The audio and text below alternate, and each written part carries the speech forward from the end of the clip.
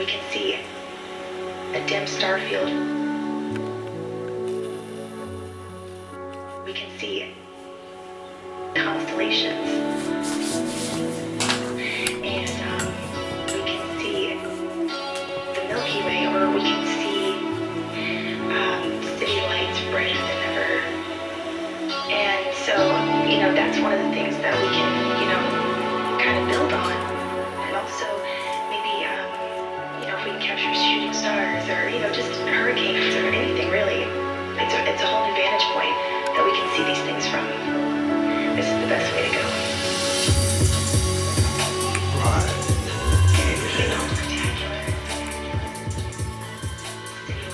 Right. Evening, ladies and gentlemen. Sticky Tooblack, I'm back. We're gonna do some more symbols today. All right. Okay.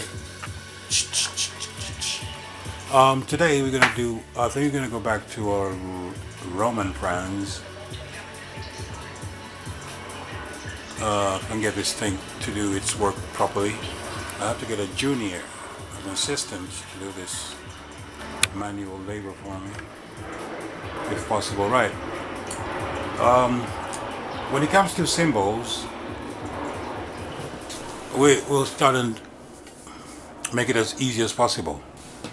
So X marks the spot, X is Xbox, X is the cross, X is everything you're ever going to see. You're going to see the X, the X, the X. What does it mean? It's the 4 cardinal points, and then the other points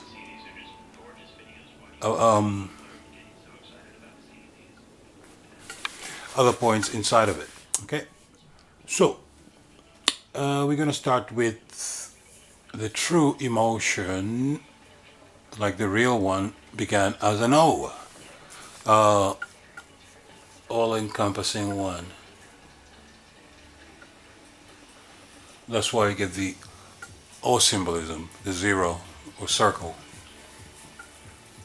All right, so that's what we have here. It's the O. Now, this O represents what's called unconditional love, or a feeling of bliss. That's what it is. The word love has been corrupted, so it doesn't mean love in Hollywood. Okay, so it doesn't mean love as in Chris Brown and that kind of love. That's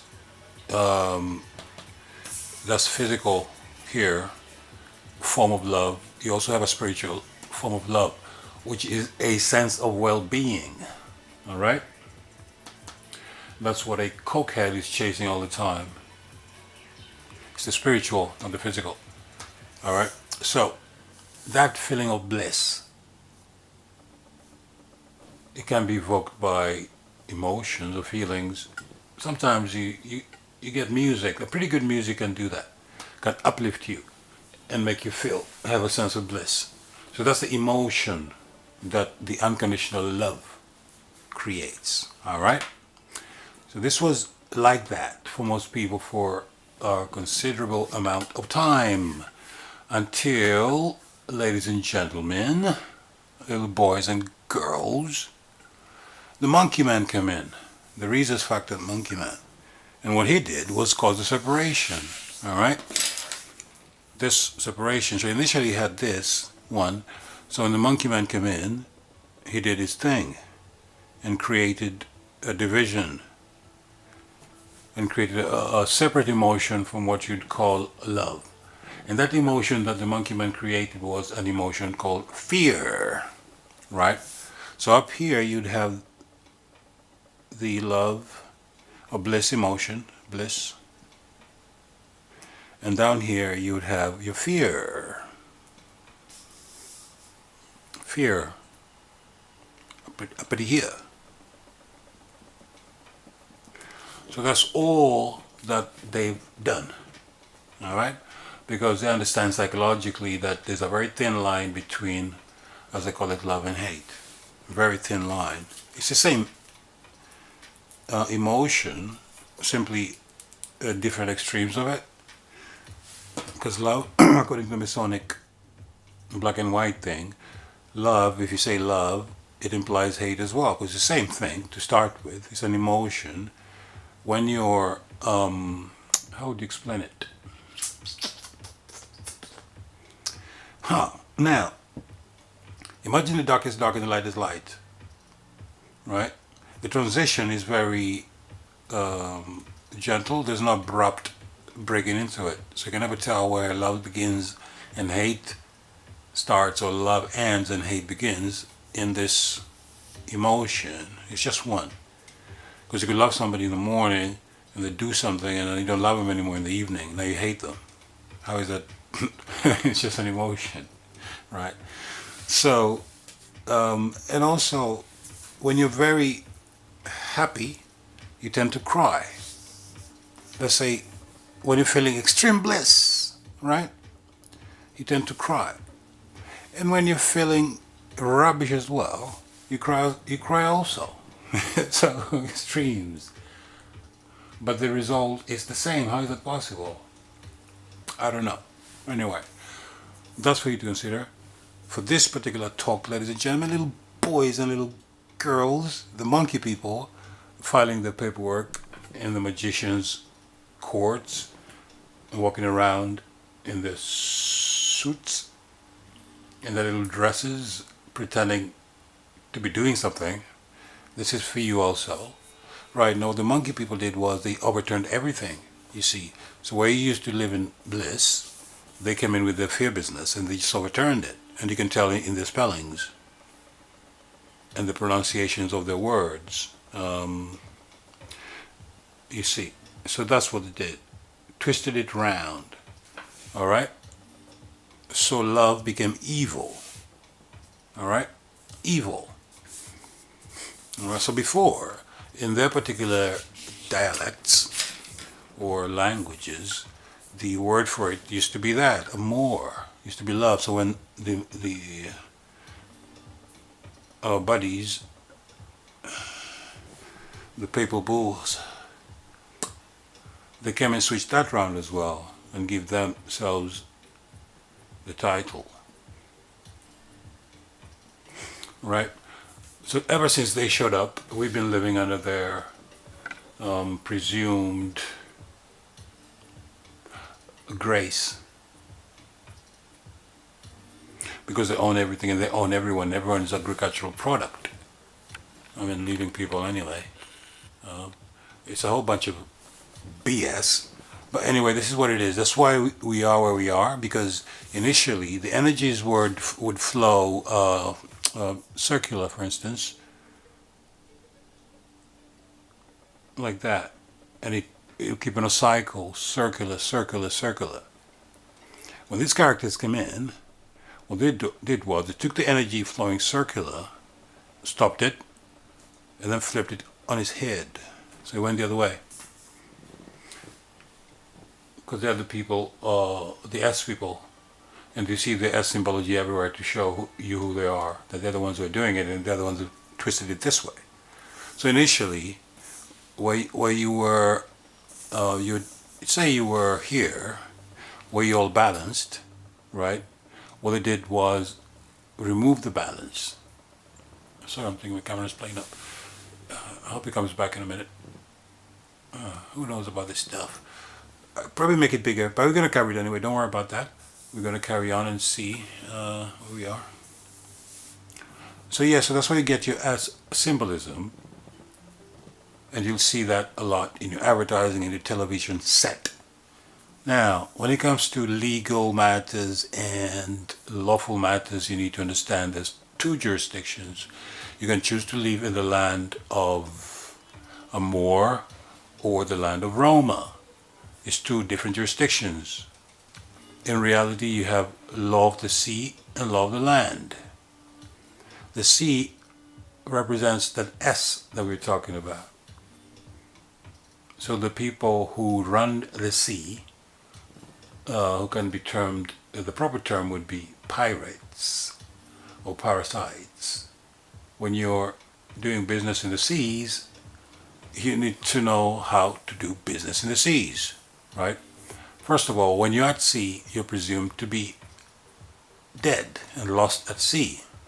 That's why you're a legal fiction and you're not real, right? You're not living. So you have to create an affidavit of life to show that you're living. But in any case, this is what they did, right? So they created, he swapped it around again, as they did before. Okay, that's why you have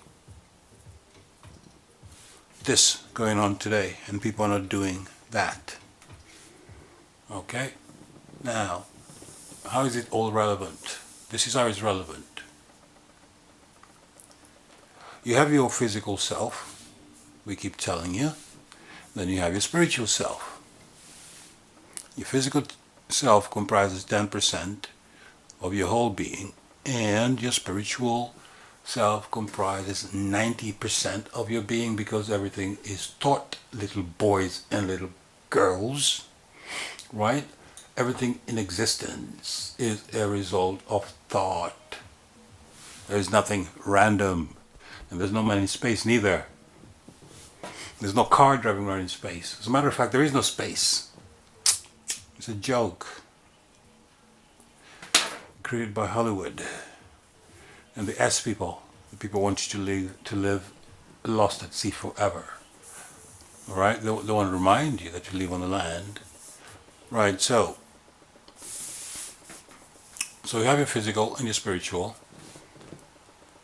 Then you have your emotional and your intellectual sides. The E for emotional. This is what is called strange woman. Yeah. So when you hear or reading the scriptures, someone talking about conversing with a strange woman, you're dealing with negative emotions. All right? Okay? So negative emotions are the emotions of fear. That's why television is filled with it. Because your body, your monkey people need to keep you there. For you to believe that you're going to die or something bad is going to happen the next second. So you're always on edge, you see. And strange enough, I've met people always on edge like that. Even when there's nothing going on, they're always on edge waiting for something to go wrong. You see. Strange, but it is what it is.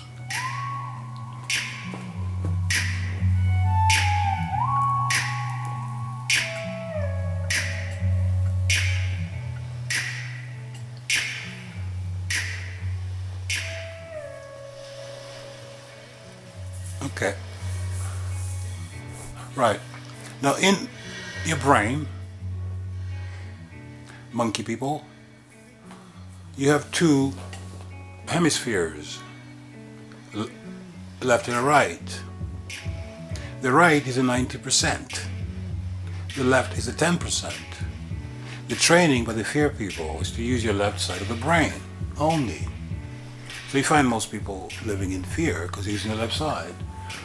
Once you go to the 90% and start using the frontal lobes, then the imagination comes in and calculation, a whole bunch of other things, other options. And you stop doing things that roam away and go back to circle instead of doing the S's. So the S people are the people of the cube, the black cube, the Saturn people, the Satan people, the Saturnalia people, right? The Capricorn people, goat.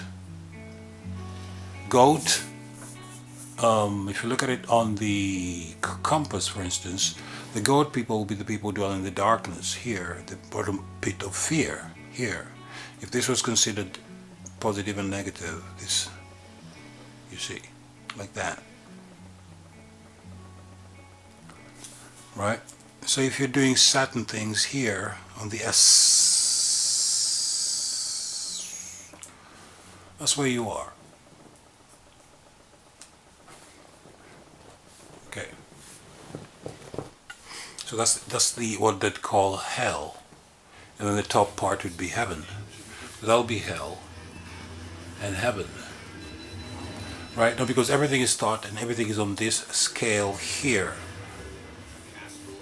If you harbor constant negative thoughts, you're living in hell. You're living at the bottom of the scale here.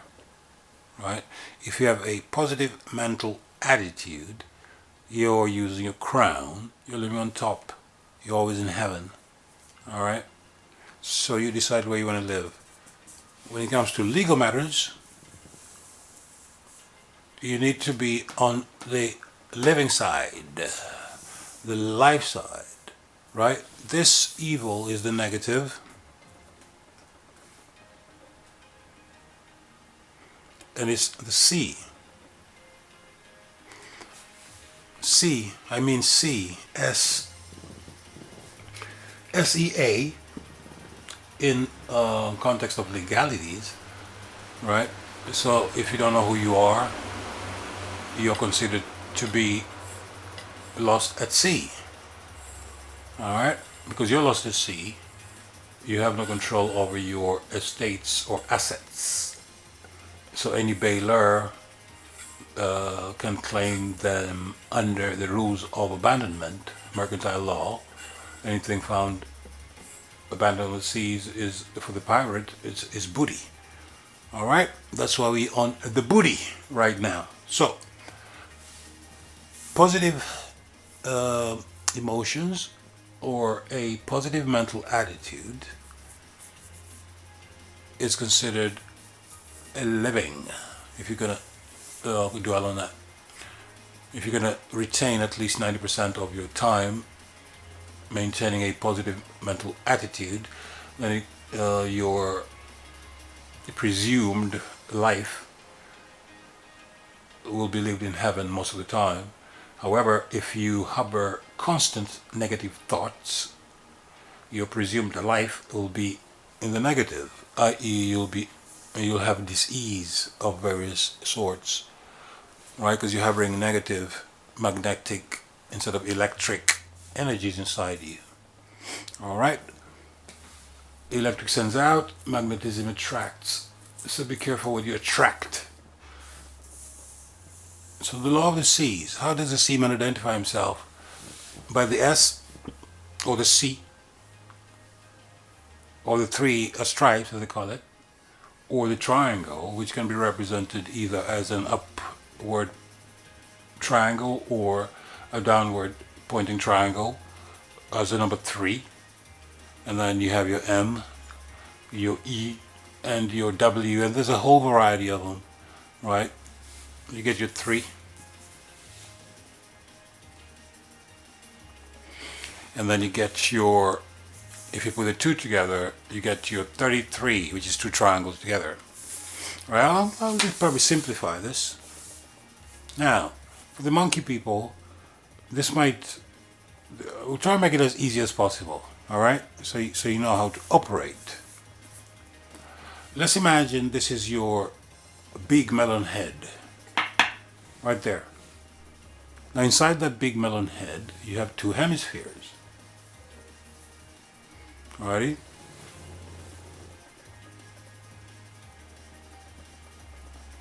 Right? You have your right hemisphere and your left hemisphere.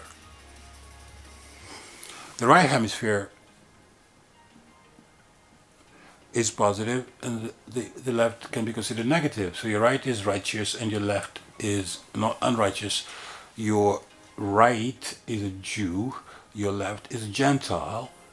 The culture that you're in now encourages you to use only your left hemisphere. That's why you're trained to use only your left hemisphere. As soon as you start using your right hemisphere, a new world opens up and you can see all these games that these characters are playing on you. So you understand it clearly. They cannot pull anything because it's just ridiculous, you see. But you have to do that. You have to start using the right hemisphere, alright? At the same time, you need to understand that inside your melon head is a 4. That's your cross again, or Xbox. X marks the spot. You get 4, the divisions, if you want to call them that. So you have your frontal, you call them lobes, right? They call them lobes. So your frontal, you also have your parietal, occipital, and what's the other one? Temporal? Is that right? Yeah, I think so. Yeah. And those 4 lobes have different functions. However, what I'm trying to get to is the frontal lobes. Because imagine this, how would I explain it easier? Imagine this, so this was your big melon head, for instance. Alright? Right there. Attached to your melon head, little monkey boy, monkey girl,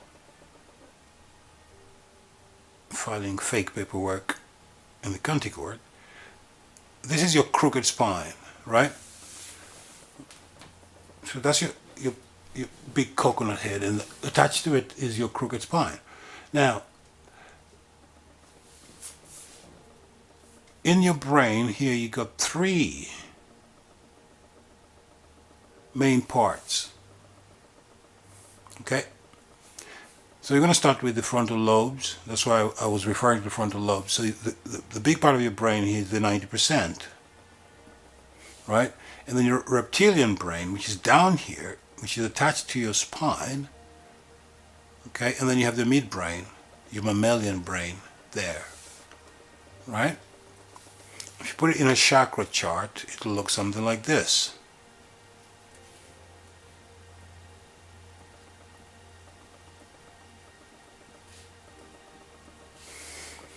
Okay.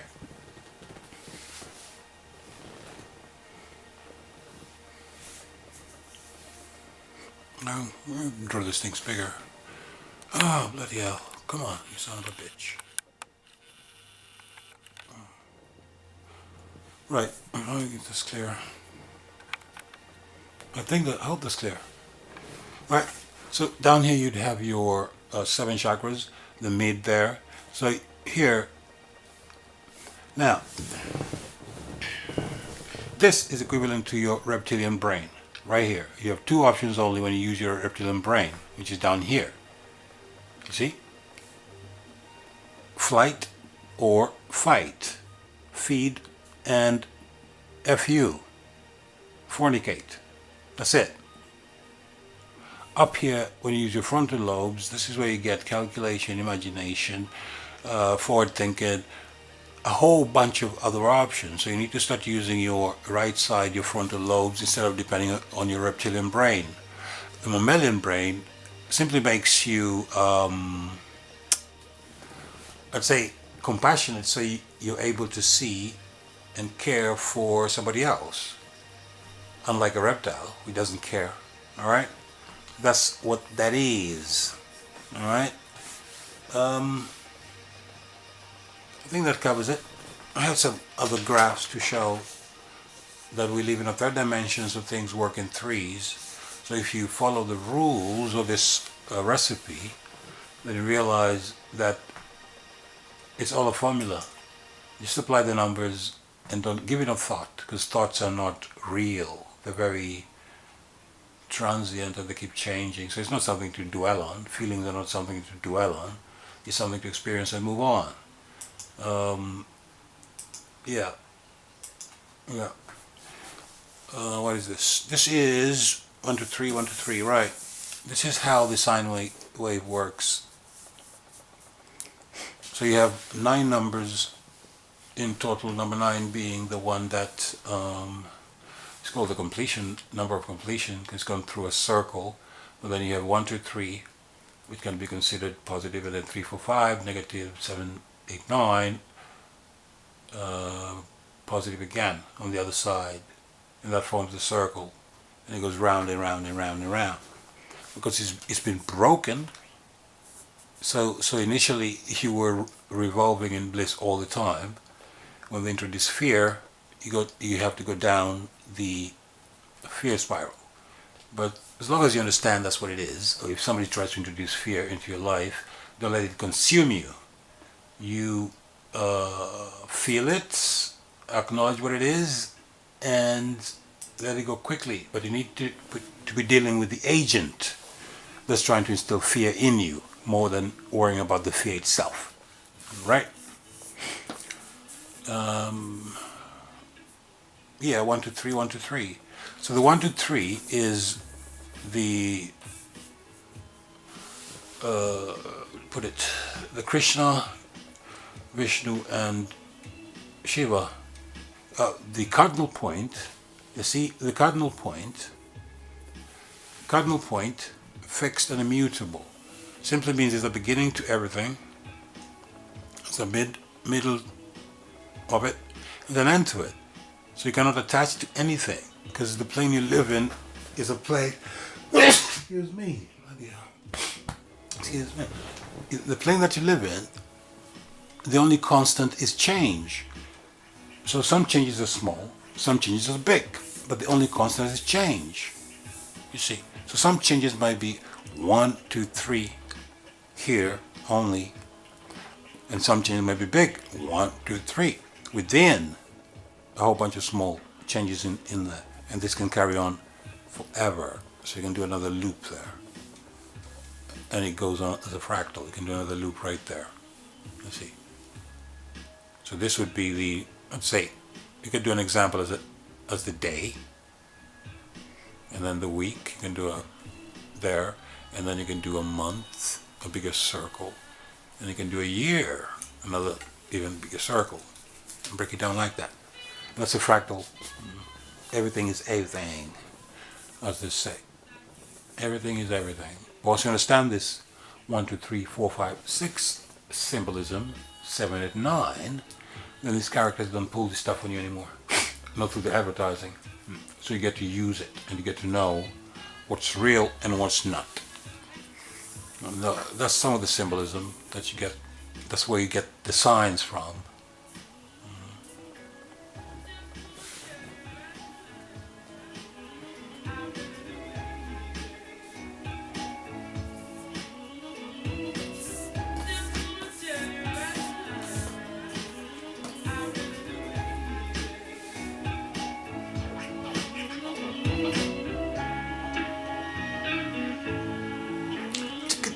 Yeah. So it's number 1, 2, 3, 4, 5, 6, 7, and 9. When you get to 10, that's what they call the kingdom, and that's where you're very solid. That's where you're very physical. You need to be up here, more spiritual than physical. 10%, yeah. Emotional and intellectual. So don't be fooled by the monkey man anymore. When you open your eyes, you can see what they're doing. You just have to use your logic once in a while, because logic is up there. But they use chaos and destruction and acting. So the acting comes in, the fake news. That's what you got to get away from. Switch off the fake news. Don't let that stuff, don't let them put seeds in your brain. That fear, yeah, somebody's going to attack you in 45 minutes, man. You got to get ready now. They're coming to get you. You see. Don't condone that stuff. So I think that's straightforward, ladies and gentlemen. Yeah, more symbols. We'll give you flags maybe, so you can see that all flags are the same.